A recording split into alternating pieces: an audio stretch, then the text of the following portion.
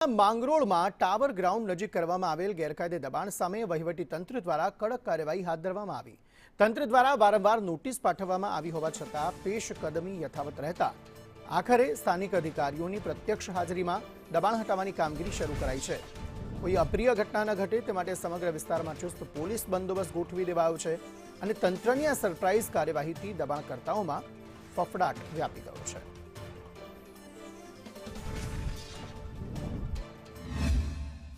ગઈકાલે સાંજે પણ સ્ટાફ દ્વારા અહીંયા કહેવામાં આવેલું કે આપનો સામાન લેવો, સવારે જેસીબી આવી અને દબાણ દૂર કરવાની કાર્યવાહી કરવામાં આવનાર છે। એમ છતાં પણ કોઈ કાર્યવાહી ન થતાં સવારે આપણે 11 વાગે પીજીવીસીએલને મોકલેલા, જેથી એમનું લાઇટ કનેક્શન કપાઈ જાય।